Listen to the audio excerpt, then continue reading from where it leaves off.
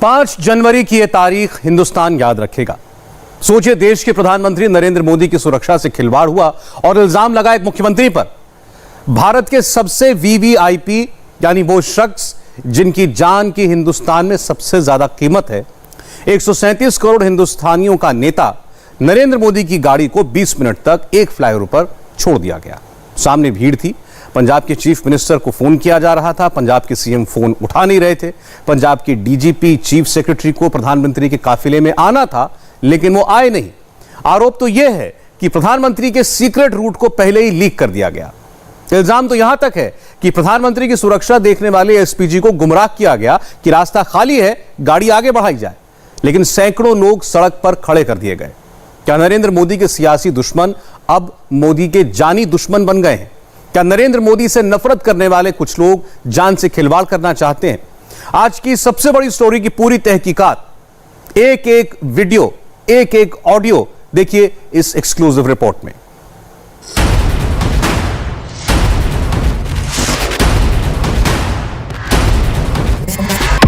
बीच सड़क पर फ्लाईओवर पर नरेंद्र मोदी थे। 20 मिनट तक इंतजार करते रहे। इन 20 मिनटों में कुछ भी हो सकता था। नरेंद्र मोदी पर किसी भी तरफ से हमला हो सकता था। मोदी की कार के पीछे गाड़ियों की लंबी कतार थी। उधर प्रदर्शनकारी थे, इधर मोदी थे, बीच में पंजाब पुलिस थी जो चुपचाप तमाशा देख रही थी। मोदी की कार के आगे गाड़ी खड़ी करनी पड़ी, कोई भी अनहोनी हो सकती थी। यह एक बहुत बड़ी साजिश थी। देश के प्रधानमंत्री की सुरक्षा में बहुत बड़ी सेंध लगी है। क्या मोदी को नुकसान पहुंचाने की साजिश पंजाब की कांग्रेस सरकार ने रची? 15 से 20 मिनट तक पंजाब पुलिस की आंखों के सामने मोदी की सुरक्षा से खिलवाड़ क्यों किया गया? फ्लाईओवर पर मोदी की कार के आगे जमे प्रदर्शनकारियों को क्यों नहीं हटाया गया? मोदी के रूट की इंफॉर्मेशन प्रोटेस्टर्स को किसने लीक की? किसके कहने पर लीक की? मोदी के काफिले के 2 अलग अलग वीडियो से क्लियर है, मोदी विरोधियों की साजिश बहुत बड़ी थी। मकसद सिर्फ मोदी की रैली को रोकना नहीं था, मकसद तो कुछ और ही था। इरादा 137 करोड़ हिंदुस्तानियों के पीएम को नुकसान पहुंचाना था। इसका पहला सबूत आज खुद प्रधानमंत्री मोदी ने दिया। बठिंडा एयरपोर्ट पर मोदी ने पंजाब के ऑफिशियल से कहा, अपने सीएम को थैंक्स कहना कि मैं बठिंडा एयरपोर्ट तक जिंदा लौट पाया। मोदी ने जो कहा, प्रधानमंत्री के खिलाफ जो साजिश रची गई, उसका दूसरा सबूत यह रहा। वीडियो में मोदी का काफिला वापस लौट रहा था, तभी एक शख्स ने इसे रिकॉर्ड कर लिया। गौर से सुनिएगा वीडियो के पीछे से आ रही आवाज। नमस्कार दोस्तों, मेरा नाम अमित तनेजा है। मैं भारतीय जनता पार्टी का प्रदेश कार्य समिति सदस्य हूं। आज आपको एक अजीब चीज दिखा रहा हूं। मेरी और प्रधानमंत्री जी की कार, देश के प्रथम प्रधान सेवक प्रधानमंटरी मोदी जी की कार, सामने से मैं और वो एक ही रोड पे हैं। कितना बड़ा सिक्योरिटी लैब्स है, और वो सामने 10 मिनट खड़ी रहने के बाद यू टर्न लेके वापस आ रही है। मतलब फिरोजपुर से 10 किलोमीटर पहले की ये वीडियो मैं आपको दिखा रहा हूँ कि प्रधानमंत्री जी का काफिला मतलब फंसा था और पुलिस उसको भी निकालने में नाकामयाब रही। और ये कितना बड़ा सिक्योरिटी लैब्स है पंजाब सरकार का, पंजाब पुलिस का। जिम्मेदार अधिकारियों पर तुरंत कार्रवाई होनी चाहिए। सबूत नंबर 3 देखिए, पूरी पिक्चर क्लियर हो जाएगी। एक नहीं, 2 बार ऑडियो सुनिए। मोदी मर गया है, सारे दिन जो है, मोदी मर गया है, सारे दिन जो है। मोदी के पंजाब दौरे वाले दिन जो हुआ, वो सब अचानक नहीं हुआ। पूरी स्क्रिप्ट लिखी गई, काफी पहले से ही तैयारी की गई। 5 जनवरी को इसे बस इंप्लीमेंट कर दिया गया। प्रधानमंत्री किसी भी राज्य का विजिट करें, सुरक्षा की जिम्मेदारी प्रदेश सरकार की होती है। फिर किसके कहने पर, किसके इशारों पर नरेंद्र मोदी के रूट की जानकारी प्रदर्शनकारियों को लीक की गई? मोदी का रास्ता जाम करने का ऑर्डर किसने दिया? सबके सबूत हैं। कांग्रेस की टाइमलाइन पर बहुत कुछ है। मोदी की सुरक्षा से खिलवाड़ के बाद यूथ कांग्रेस के अध्यक्ष का यह ट्वीट देख लीजिए। शब्दों पर गौर कीजिए, समझ जाएंगे इस सिक्योरिटी लैब्स का स्पॉन्सर कौन था।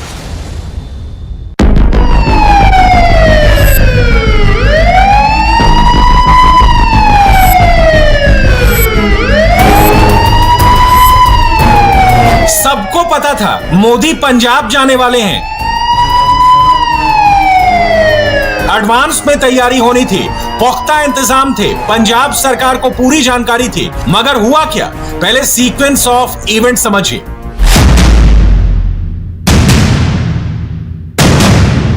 माहौल कल रात से ही बनने लगा था। सड़कों पर ट्रैक्टर्स लगा दिए गए थे, बिस्तर का इंतजाम भी कर दिया गया था। गौर से सुनिए ये ऑडियो क्लिप।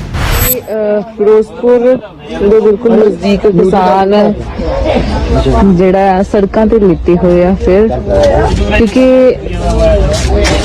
ਪ੍ਰਧਾਨ ਮੰਤਰੀ ਨਰਿੰਦਰ ਮੋਦੀ ਇੱਥੇ ਆ ਰਹੇ ਆ ਫਿਰੋਜ਼ਪੁਰ ਦੇ ਵਿੱਚ ਤੇ ਕਿਸਾਨ ਵੀ ਇੱਥੇ ਆ ਗਿਆ। ਬੰਦੋਬਸਤ ਪੂਰਾ ਹੈਗਾ, ਇੱਥੇ ਟਰਾਲੀ 'ਚ ਸੁੱਤੇ ਹੋਏ ਨੇ।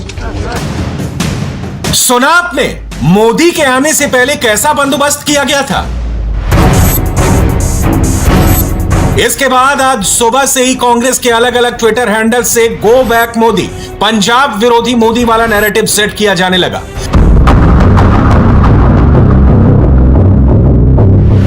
10, 20 या 30 नहीं, हजारों ट्वीट्स हुए।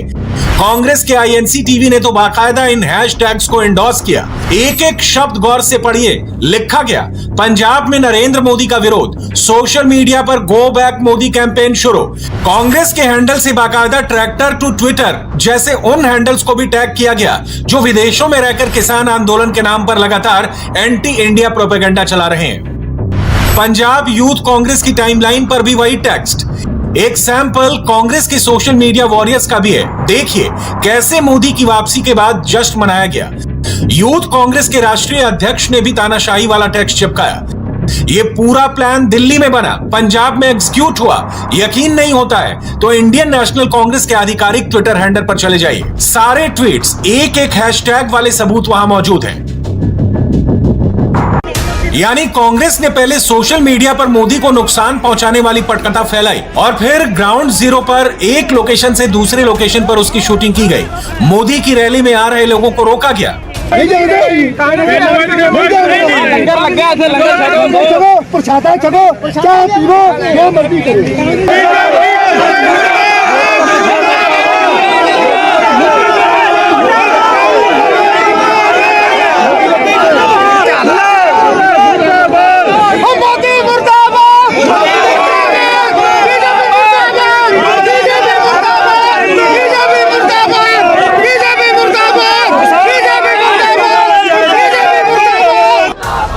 बसों का पीछा कर करके गाली गलौज की गई, धमकी दी गई, बीच सड़क पर तमाशा होता रहा और पंजाब पुलिस चुपचाप देखती रही। ਗੱਡੀ ਜਾਂਦੀ ਆ ਬੀਜੇਪੀ ਵਾਲਿਆਂ ਦੀ ਭਾਈ ਰੈਲੀ ਵਾਸਤੇ, ਮੋਦੀ ਦੀ ਰੈਲੀ ਵਾਸਤੇ। ਆ ਪ੍ਰਧਾਨ ਜੀ, ਆ ਰੋਕੋ ਗੱਡੀ, ਆ ਰੋਕੋ ਗੱਡੀ, ਰੋਕ ਭਈਆ, ਰੋਕ ਗੱਡੀ, ਇੱਕ ਮਿੰਟ ਰੋਕ ਗੱਡੀ, ਆ ਰੋਕੋ ਗੱਡੀ। ਆ ਬੀਜੇਪੀ ਦੀ ਰੈਲੀ 'ਚ ਜਾਂਦੇ ਨੇ ਕਿਸਾਨ, ਇਹ ਦਿਖਾਈ ਬਾਈ ਕਿਹੜੇ ਕਿਹੜੇ ਨੇ ਬੰਦੇ, ਇਹ ਖੜ ਜਾ। खोलो टाकी मड़ी जी, खोलो मड़ी जी, प्रधान जी गड्डी खोलो, गलत नहीं बोलना किसी नूं, मड़ी जी गड्डी खोलो जी, खोलो जी गड्डी मड़ी जी। किसी नूं मैं गलत नहीं बोलना वीर जी। ਤੁਹਾਨੂੰ ਪਤਾ ਜੀ ਪ੍ਰਧਾਨ ਜੀ ਕਿੰਨੇ ਬੰਦੇ ਆਪਣੇ ਸ਼ਹੀਦ ਹੋਏ ਨੇ ਇੱਥੇ ਦਿੱਲੀ, ਫਿਰ ਤੁਸੀਂ ਬੀਜੇਪੀ ਵਾਸਤੇ ਇਕੱਠ ਕਰਕੇ ਚੱਲੇ ਹੋ ਜੀ। ਅਸੀਂ ਤਾਂ ਨਹੀਂ ਚੰਗਾ ਨਹੀਂ ਜੀ, ਅਸੀਂ ਪਿੰਡਾਂ 'ਚ ਤਾਂ ਮਰ ਨਹੀਂ ਦੇਣਾ ਯਾਰ। ਕਮਾਲ ਕਰਦੀ ਤੁਸੀਂ ਲੋਕ, ਜ਼ਿਮੀਂਦਾਰਾਂ ਦਾ ਖਾਂਦੇ ਹੋ ਯਾਰ ਸਾਰੇ ਓਏ। ਆ ਤੁਸੀਂ ਜ਼ਿਮੀਂਦਾਰਾਂ ਦਾ ਖਾਂਦੇ ਹੋ, ਤੁਸੀਂ ਜੱਲੇ ਵਾਲੇ ਹੋ, ਜ਼ਿਮੀਂਦਾਰਾਂ ਦਾ ਖਾਂਦੇ ਹੋ ਬਾਈ ਤੁਸੀਂ। ਆ ਲੁਕੋ ਨਾ, ਨਹੀਂ ਜੀ ਮੈਨੂੰ ਸਾਰਾ ਪਤਾ। ਮੇਰਾ ਮੋਟਰ ਦਾ ਇੱਕ ਮਿੰਟ, ਮੇਰਾ ਮੋਟਰ ਦਾ ਖੜਾ ਤੇ ਮੇਰੇ ਨਾਲ ਗੱਲ ਕਰਿਓ ਮਿੱਟੇ, ਮੈਂ ਕਹਾਣੀ ਨਹੀਂ ਮੇਰੀ ਦੁਕਾਨ ਉੱਤੇ। ਓਏ ਬਾਈ ਗੱਡੀ ਰੋਕ, ਓਏ ਗੱਡੀ ਦਾ ਰੋਕ।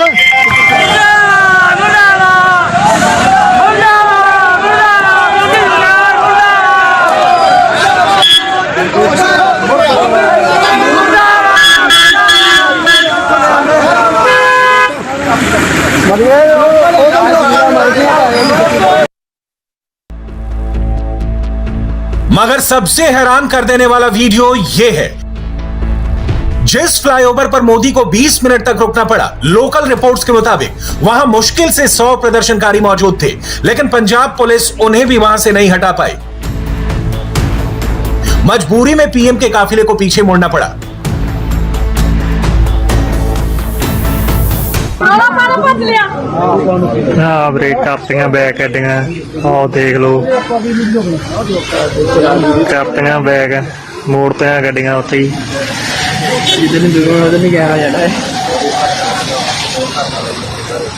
ਸਾਰੇ ਮੋਦੀ ਸਾਹਿਬ ਕਰਤੇ ਬੈਗ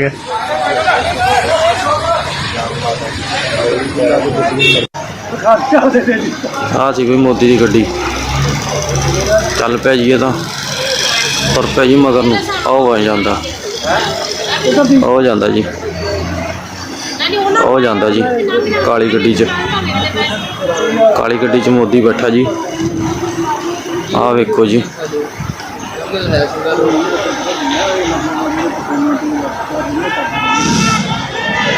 यहाँ पर प्रधानमंत्री के काफिले को यहाँ पर रोकने की कोशिश की गई, तब क्या आप यहीं पर थे? जी हाँ, मैं यहाँ से गुजर रहा था अपने किसी काम के लिए, मैं यहीं था उस वक्त। तो कहाँ के रहने वाले हैं आप? मैं वैसे तो जलंधर का रहने वाला हूँ, मैं अपने किसी काम से आज यहाँ पर आया था। मुझे नहीं पता था कि इसी रोड पे रैली है, तो बाद में जब पता चला कि ये काफिला प्रधानमंत्री जी का है, लेकिन मुझे ये लग रहा कि ये सियासत की जा रही है। कुछ लोगों ने यहाँ पर ये भी बोला कि ये किसानों का शायद काफिला है, लेकिन किसानों के नाम से ये राजनीति की जा रही है। वो कोई किसान नहीं थे, किसानों ने कोई काफिला नहीं रोका। ऐसा भी हुआ क्या था एग्जैक्ट, आप बताएंगे कि उस समय हुआ क्या था? हम थोड़ा पीछे थे गाड़ी में, जब तक हम उतर के आए तब तक तो शायद पुलिस ने बल प्रयोग करके उनको निकाल दिया था यहाँ से रोड से काफिले को, लेकिन उन्होंने काफिला रोका।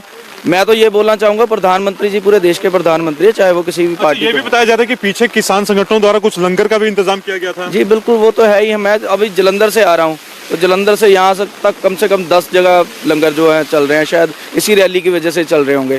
तो वहाँ मैंने कोई ऐसा विरोध नहीं देखा, कोई कुछ नहीं देखा। लेकिन यहाँ जब हम पहुँचे तब तक शायद टाइम था प्रधानमंत्री जी का यहाँ पहुँचने का।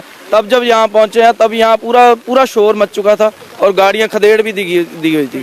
तो ये आप देख सकते हैं, ये तस्वीरें में हम आपको दिखा रहे हैं कि ये उसी फ्लाईओवर की तस्वीरें हैं जहां पर देश के प्रधानमंत्री नरेंद्र मोदी, जिन्होंने आज फिरोजपुर रैली में कवर करने के लिए पहुंचना था, इसी फ्लाईओवर के ऊपर उनके साथ यहां पर कुछ किसान संगठन के जो लोग हैं, वो बताया जा रहा है कि किसान संगठन के लोग थे, उनसे जुड़े हुए लोग थे। उन्होंने यहाँ पर काले झंडे दिखाने शुरू किए और उसके साथ ही उन्होंने यहाँ पर उनके काफिले को 15 से 20 मिनट तक, एक देश के प्रधानमंत्री को 15 से 20 मिनट तक इसी जो ये फ्लाईओवर आप देख रहे हैं इस पर रोका गया। उसके बाद उनके साथ वहां पर बहस भी की गई। जो सिक्योरिटी में जो लोग थे उनके साथ बहसबाजी भी यहां पर हुई है। पुलिस को हल्का यहां पर लाठीचार्ज भी यहां पर करना पड़ा है। लेकिन अब तस्वीरें जो आप देख रहे हैं कि ये इसी जगह पर देश के प्रधानमंत्री नरेंद्र मोदी को काफिले को रोका गया है। अभी तक आप ये समझ गए होंगे कि मोदी को नुकसान पहुंचाने की पटकथा किसने लिखी, किसके कहने पर फ्लाईओवर पर भीड़ जुटी। अब ये देखिए कि उन 20 मिनटों में और उससे कुछ देर पहले क्या क्या हुआ।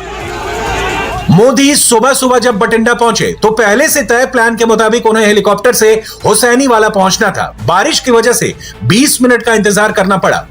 जब मौसम नहीं सुधरा तो सड़क मार्ग का रास्ता तय किया गया। डीजीपी पंजाब पुलिस ने सारे बंदोबस्त का हवाला दिया।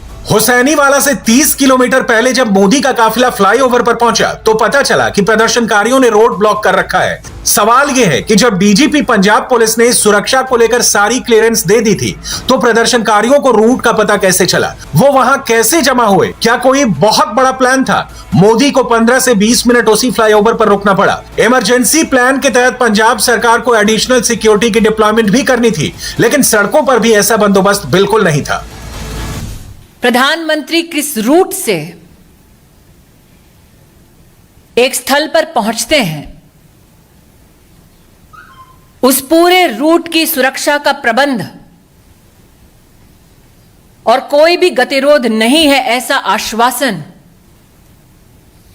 पंजाब पुलिस ने प्रधानमंत्री जी के सुरक्षा दस्ते को दिया।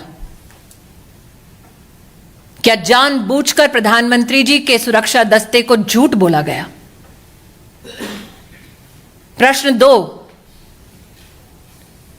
प्रधानमंत्री जी के पूरे कैवलकेड को जब रोकने का प्रयास हुआ, 20 मिनट तक जब उनकी सुरक्षा भंग की गई, जिन लोगों ने प्रधानमंत्री की सुरक्षा को भंग किया उन लोगों को प्रधानमंत्री की गाड़ी के पास तक, उस स्थल तक किसने और कैसे पहुंचाया?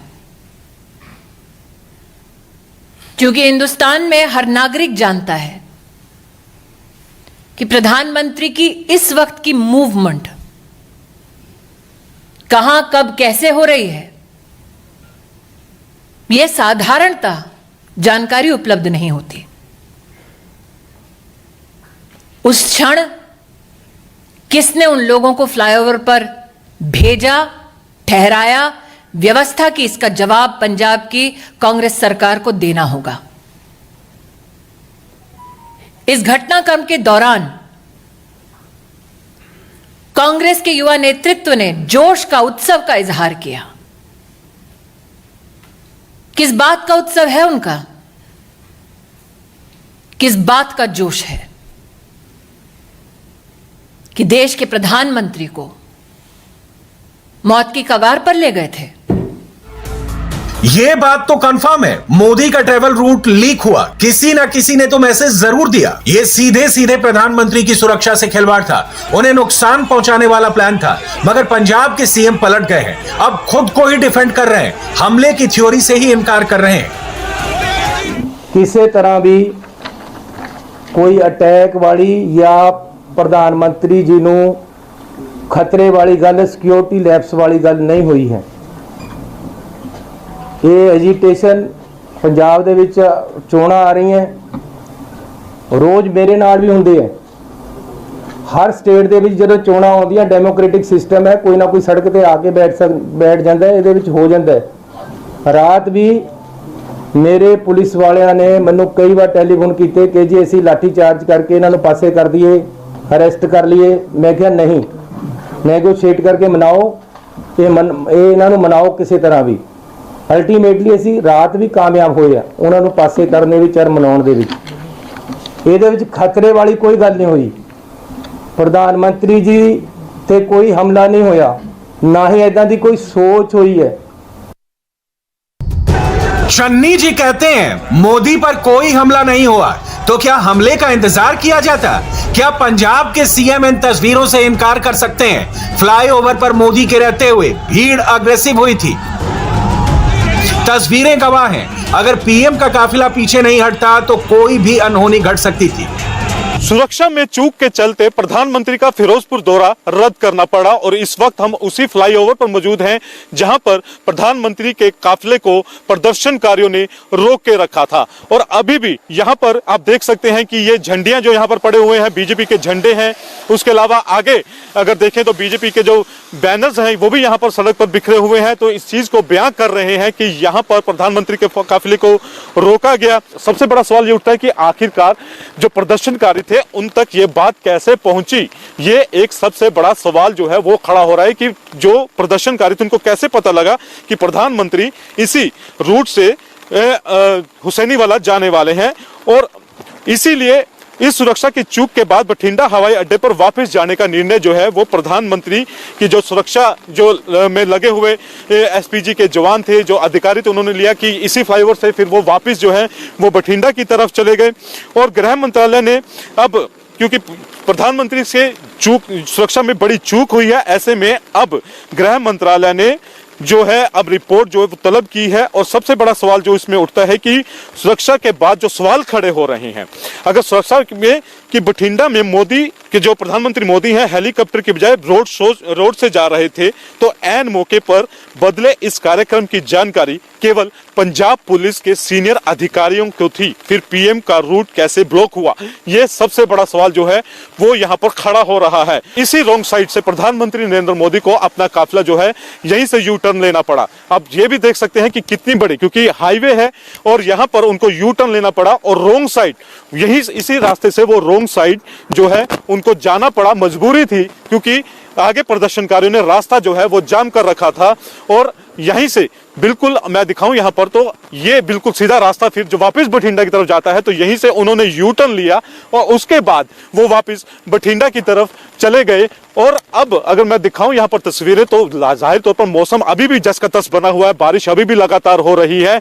और सवाल ये खड़े हो रहे हैं कि आखिरकार ये जो रूट था, ये रूट सिर्फ या तो पंजाब पुलिस के सीनियर अधिकारियों को पता था या फिर जो काफिले में मौजूद जो प्रधानमंत्री की सुरक्षा के जो अधिकारी होते हैं उनको पता था। तो बावजूद इसके ये रूट प्लान लीक कैसे हो गया। पंजाब के farmer CM captain Amarinder Singh का ये ट्वीट इस बात का सबूत है कि आज पंजाब पुलिस ने बहुत बड़ी लापरवाही की है और इस लापरवाही को दिल्ली से लेकर पंजाब तक कांग्रेस पार्टी की टॉप लीडरशिप का फुल सपोर्ट था। वो लोग जो इस षड्यंत्र का हिस्सा है उनसे कह दो कि मेरा विश्वास है कि न्याय निश्चित रूप से होगा। बैर मोदी से है, लेकिन देश के प्रधानमंत्री का बाल बांका करने की इस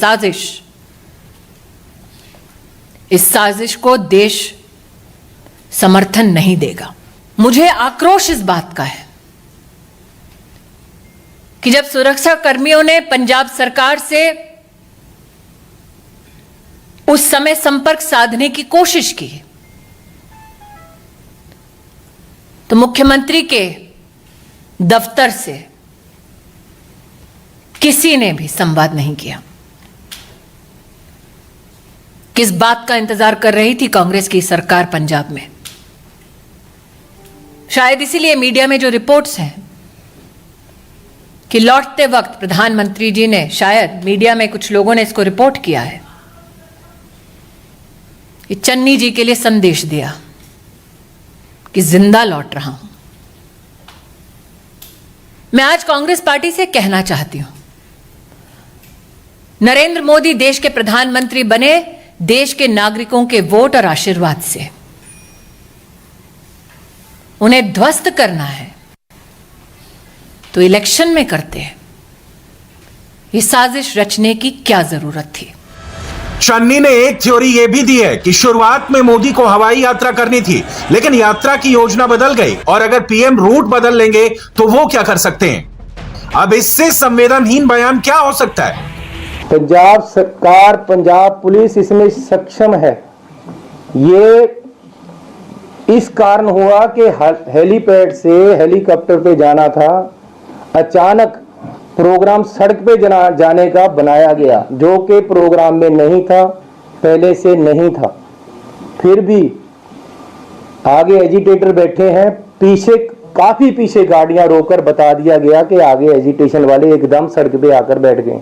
अब सड़क पे एकदम कोई ट्राली लगाकर बैठ जाए, उसको हटाने में 10, 15, 20 मिनट, आधा घंटा लग जाता है। इसलिए सेफ साइड के लिए प्रधानमंत्री जी को बोला गया कि आप पीछे आ जाएं, हम अदर रूट या बाई हेलीपैड आपको ले चलते हैं, लेकिन उन्होंने वापस जाने का फैसला किया।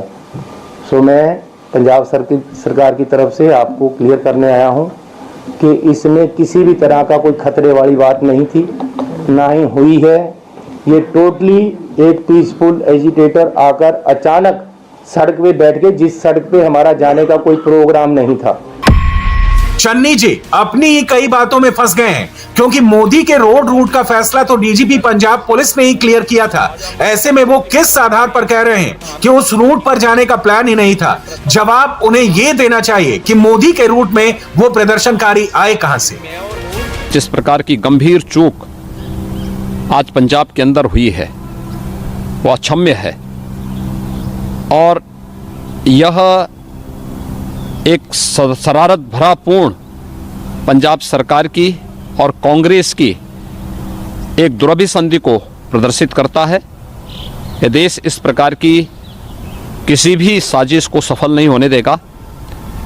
कांग्रेस को और पंजाब सरकार को देश की जनता से माफी मांगनी चाहिए। भगवान को धन्यवाद कि उनका जीवन सुरक्षित है, वरना कांग्रेस की सरकार और गांधी परिवार ने तो कोई कसर नहीं छोड़ी थी। उनकी सुरक्षा के साथ जो खिलवाड़ किया गया वो इस देश में पहले कभी नहीं हुआ। प्रधानमंत्री जी की सुरक्षा की जवाबदारी राज्य सरकार की थी। ये प्रधानमंत्री जी की जिंदगी से खिलवाड़ नहीं है, ये तो राष्ट्र की सुरक्षा के साथ खिलवाड़ है। क्या कांग्रेस की सरकार, गांधी परिवार नफरत से इतना भरा है कि प्रधानमंत्री जी की सुरक्षा से खेल जाए? यह आपराधिक षड्यंत्र है और देश की जनता इसके लिए कभी कांग्रेस को माफ नहीं करेगी। मोदी को नुकसान पहुंचाने वाला प्लान बनाना, उसे अंजाम तक पहुंचाना और उसके बाद यह फैलाना कि मोदी इसलिए वापस लौटे कि उनकी रैली में भीड़ नहीं आई थी। कांग्रेस के इकोसिस्टम ने आज यह भी फैलाया। मगर दिल्ली से ऑपरेट करने वाला यही मोदी विरोधी गैंग पंजाब की रियल पिक्चर को दबा गया। रैली में भीड़ भी आई, मोदी के पोस्टर्स भी दिखे, सब कुछ हुआ, लेकिन यह कांग्रेस के प्लान का हिस्सा नहीं था। वो सिर्फ मोदी को नुकसान पहुंचाकर अपना सियासी फायदा उठाने के चक्कर में थे। मगर सच्चाई सामने आने के बाद अब बीजेपी कांग्रेस की टॉप लीडरशिप से सवाल पूछ रही है और हाउ इज द जोश का मतलब समझा रही है। जो ये सब जब वाक्य देखा हाउ इज द जोश, तो इससे वेदना भी उत्पन्न होती है, आक्रोश भी उत्पन्न होता है। और जहां तक जोश की बात है, मोदी जी आधी शताब्दी से पूरे जोश और जुनून के साथ समाज की सेवा में लगे हुए हैं। और मैं वह पंक्ति कह देना चाहता हूं, जोश की बात तो उनसे पूछिए। इस समय बर्फ और ठंड का मौसम चल रहा ना, तो एक पंक्ति कह देना चाहता हूं, न जो बर्फ की आंधियों से लड़े हैं, कभी पग न उनके शिखर पर पड़े हैं, जिन्हें देश से कम अधिक प्यार खुद से, वही मुंह छुपाकर विदेश में पड़े हैं। तो उनका जोश और प्रधानमंत्री जी का जोश, भारत की सीमा पर हर दीपावली को जाकर सैनिकों के साथ रहना और एक दिन की भी छुट्टी नहीं लेना, इस जोश के साथ वो काम कर रहे हैं। वो नहीं कि हर दूसरे महीने विदेश में जाके वहां से ट्वीट के ऊपर ट्वीट की राजनीति करना। प्रधानमंत्री नरेंद्र मोदी का काफिला आज पंजाब में जहां रुका हुआ था, उसका एक और वीडियो आपको दिखाते हैं। जहां प्रदर्शन हुआ वहां पर लंगर का भी इंतजाम था। चाय, पानी, नाश्ता, कॉफी सब कुछ पहले से तैयार था। पुलिस वाले और प्रदर्शनकारी मेजबान थे। बाकायदा चाय का बंदोबस्त किया गया था। तो क्या चाय पिलाई गई और भीड़ जुटाई गई?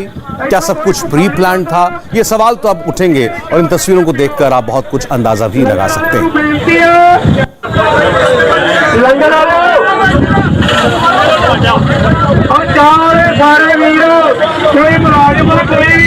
सारे चाह पी लो, बीजेपी वाले तुम भी पी लो। साढ़े बाबे नानक 20 रुपये का लंगर है, इथों कोई भुखा नहीं जाता। तो जिन्हें चाह पीनी पीओ। लंगर वाले बेनती है भाई, लंगर बताओ लगे। अब एक और खतरे की बात करते हैं, क्योंकि इस बात के रुझान मिलने लगे हैं कि ओमिक्रॉन की जो तीसरी लहर आई है उसे रोकना बहुत मुश्किल है। दिल्ली में कल 5000 के करीब केस थे, आज डबल होकर नए केस करीब 11000 हो गए।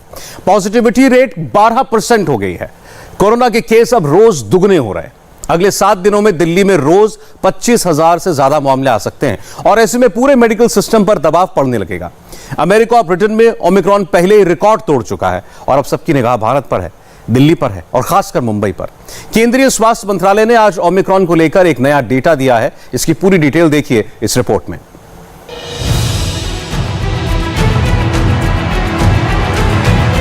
ओमिक्रॉन फैलेगा और इतनी तेजी से फैलेगा कि वायरस के सभी रिकॉर्ड टूट जाएंगे। केस इतने ज्यादा आने का खतरा है कि हालात धड़कनें बढ़ा देंगे।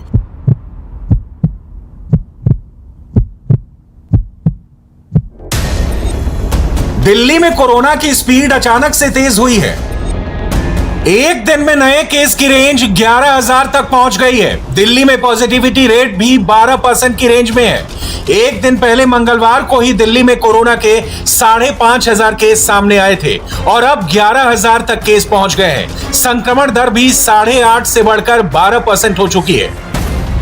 अभी दुनिया चाहे इसे 4 दिन का बुखार समझ रही हो, लेकिन ओमिक्रॉन को हल्के में लिया तो यह डेल्टा वेरिएंट से ज्यादा खतरनाक साबित हो सकता है। 134 देशों में ओमिक्रॉन फैल चुका है।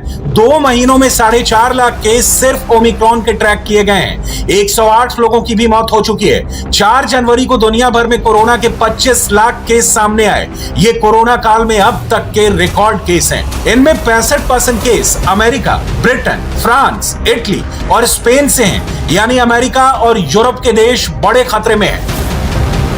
इस मैप में गुलाबी रंग देखेंगे तो पता चलेगा ओमिक्रॉन कहां-कहां फैल चुका है। इसमें भारत भी है। अमेरिका में एक दिन में 10 लाख केस आ रहे हैं। ब्रिटेन में भी 2 लाख केस एक दिन में आए हैं।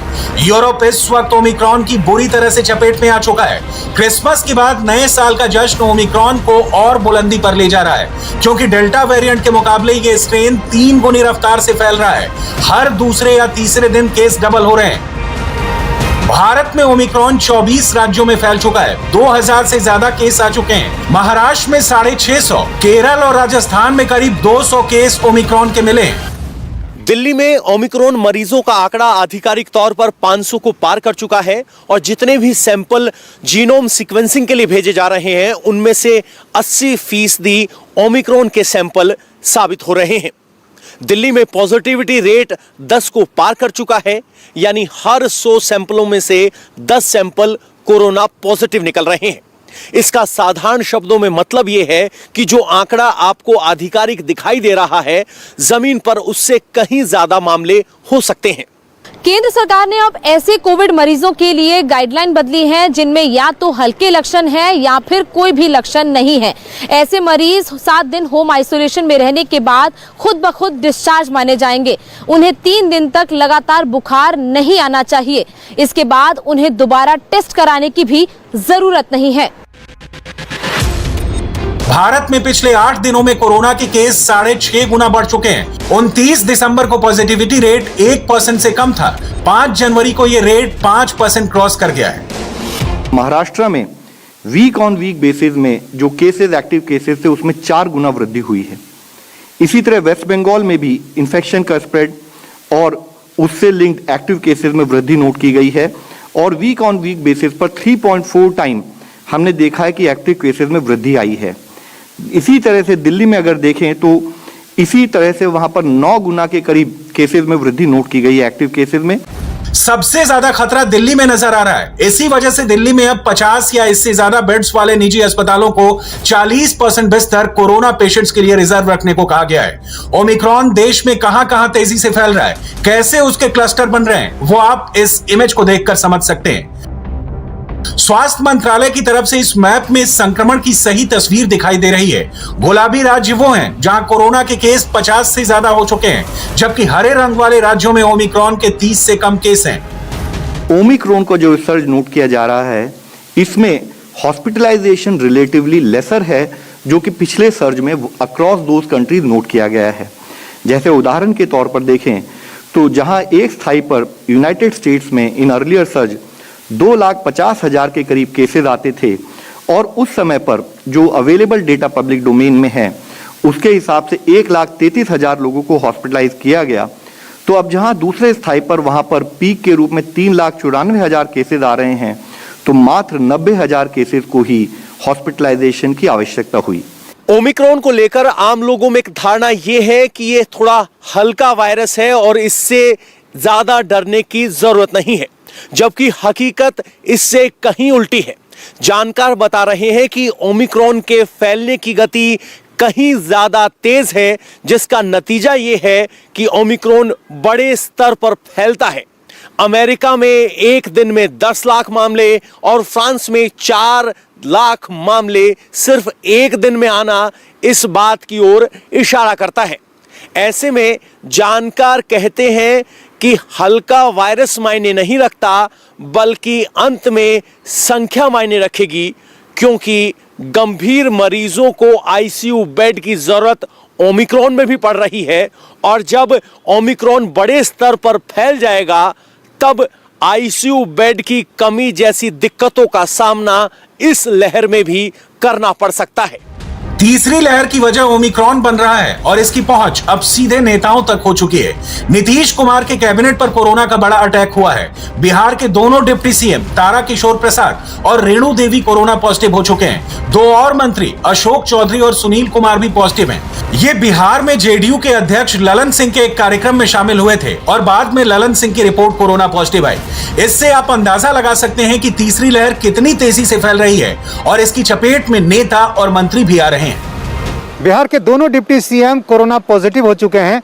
ये डिप्टी सीएम रेणु देवी का आवास है और यहाँ पर अब गेट बंद कर दिया गया है, किसी को भी अंदर जाने की इजाज़त नहीं है और यहाँ पर एक नोटिस भी लगा दिया गया है और इसमें ये बताया गया है कि कोविड-19 और ओमिक्रॉन संक्रमण के मद्देनज़र माननीय उप मुख्यमंत्री महोदया किसी बाहरी व्यक्ति से नहीं मिल पाएंगी। रेणु देवी पॉजिटिव हो चुकी हैं और कैबिनेट की बैठक में आज वर्चुअल तरीके से जुड़ी थी, लेकिन उनसे काफ़ी संख्या में लोग मिलने आते हैं अपनी समस्याओं को लेकर। अलग अलग उनकी बैठकें भी निर्धारित थीं, लेकिन अब सारे कार्यक्रम को उन्होंने रद्द कर दिया है और अपने आवास के गेट को भी उन्होंने बाहर के लोगों के लिए बंद कर दिया है। और उन्होंने ये बताया भी है कि वो पॉजिटिव हो चुकी हैं और ऐसे में अभी वो किसी से नहीं मिलेंगी। उन्होंने खुद को आइसोलेट कर लिया है। पटना में मुख्यमंत्री आवास पर 40 स्टाफ कोरोना पॉजिटिव मिला है। इनमें बहुत से लोग पुलिस से हैं, जबकि बाकी क्लर्क और ड्राइवर हैं। सीएम आवास पर 277 लोगों का कोरोना टेस्ट हुआ था और उनमें 40 लोग संक्रमित मिले। इसे देखते हुए नीतीश कुमार के जनता दरबार और समाज सुधार अभियान जैसे कई कार्यक्रम रद्द कर दिए गए हैं। वहीं बिहार के नालंदा के बाद डॉक्टरों पर कोरोना की आफत मुंबई और दिल्ली में टूटी है। दिल्ली के अलग अलग अस्पतालों में 50 डॉक्टर कोरोना पॉजिटिव पाए गए हैं। बहुत सा बाकी मेडिकल स्टाफ भी संक्रमित हुआ है। वहीं मुंबई के जेजे अस्पताल में 60 से ज्यादा डॉक्टर कोरोना पॉजिटिव पाए गए हैं। महाराष्ट्र में पहले ही 10 से ज्यादा मंत्री और 20 से ज्यादा विधायक कोरोना पॉजिटिव हैं। कोरोना को लेकर अदालतें भी सख्ती बरत रही हैं। गुजरात हाई कोर्ट में एंट्री के लिए अब नेगेटिव सर्टिफिकेट जरूरी होगा। लेकिन बड़ा सवाल यह है कि तीसरी लहर के बीच विधानसभा चुनाव कैसे होंगे। उत्तर प्रदेश, पंजाब, उत्तराखंड, गोवा और मणिपुर में विधानसभा चुनाव की तारीख का ऐलान जल्द हो सकता है। इसके बाद चुनाव में करीब 2 महीने का वक्त होगा। ऐसे में कैंपेन कैसे चलेगा, पार्टियों की रैली कैसे होगी, तो देखिए कि दूसरी लहर के दौरान पश्चिम बंगाल और बाकी राज्यों में चुनाव आयोग ने क्या शर्तें रखी थी। रोड शो में 5 गाड़ियों से ज्यादा की इजाजत नहीं। इससे ज्यादा गाड़ियां हो तो रोड शो में आधे घंटे का फर्क हो। रैली में सोशल डिस्टेंसिंग हो, एंट्री एग्जिट पॉइंट अलग हो। जिला निर्वाचन अधिकारी ये देखेगा कि रैली में तय सीमा से ज्यादा लोग तो नहीं है। राजनीतिक दलों की जिम्मेदारी होगी कि सब मास्क पहनेंगे, थर्मल स्कैनिंग हो, सैनिटाइजर की सुविधा हो। डोर टू डोर कैंपेन में 5 लोगों से ज्यादा को इजाजत नहीं होगी। इसमें उम्मीदवार शामिल है, जबकि सुरक्षा कर्मी के नंबर पर छूट मिलेगी। लेकिन रैलियां हों और फिर रोड शो। तीसरी लहर के बीच इसमें जुटने वाली पब्लिक और उन्हें भाषण देने वाले नेताओं को देखकर लोग भी हैरान हैं। कांग्रेस ने चुनाव आयोग से कहा है कि कोरोना के खतरे को देखते हुए यूपी में बड़ी रैलियों को रद्द कर दिया जाए। कांग्रेस ने यूपी में होने वाली अपनी 7 से 8 मैराथन दौड़ को टाल दिया है। ये नोएडा के अलावा वाराणसी और बाकी जिलों में होनी थी। तीसरी लहर को देखते हुए बीजेपी अध्यक्ष जेपी नड्डा ने 9 और 10 जनवरी को अपना पश्चिम बंगाल दौरा टाल दिया है। स्टेट लेवल पर क्या तस्वीर है उसको बारीकी से आपको समझाते हैं। महाराष्ट्र में इस वक्त 4 इलाके फिक्र की बड़ी वजह बने हुए हैं। इनमें मुंबई है, मुंबई सबर्बन इलाका है, ठाणे, पुणे है, रायगढ़ और पालगढ़ भी है। इंडिया टीवी हर वक्त हर जगह डाउनलोड करने के लिए सर्च करें India TV news Google play store या ऐप स्टोर पर।